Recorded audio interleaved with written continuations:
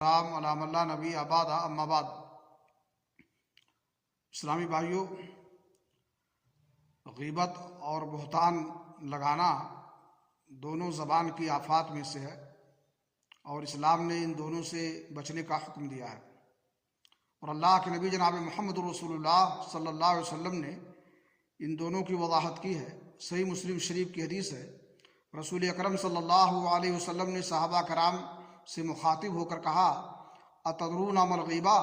قالوا اللہ ورسولہ اعلم، قال ذکرک اخاک بما یکرہ، وقیل ان کان فی اخی ما اقول، وقال ان کان فی اخیک ما تقول فقد ارتبت وان لم یکن فیہ ما تقول فقد بہت۔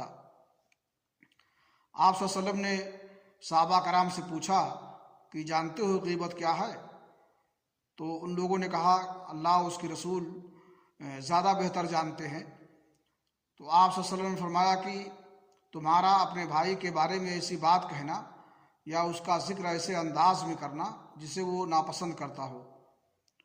تو ان لوگوں نے کہا کہ اللہ کے رسول، اگر میں بات جو کہہ رہا ہوں اپنے بھائی کے سلسلے میں وہ اس میں پائی جائے تو اللہ کے رسول نے فرمایا کہ اگر وہ چیز جس کا تم بیان کر رہے ہو اور تمہارے بھائی کے اندر پائی جاتی ہے اور اس کا سننا وہ ناپسند کرتا ہے تو تم اس کی غیبت کرنے والے ہوگے، وہ اس کی غیبت ہوگی، اور اگر وہ چیز جس کو تم بیان کر رہے ہو اس کے اندر نہیں پائی جاتی ہے تو اس پر بہتان باندھنا ہوا، اور دونوں اسلام میں حرام ہے اور اس سے منع کیا ہے اسلام نے۔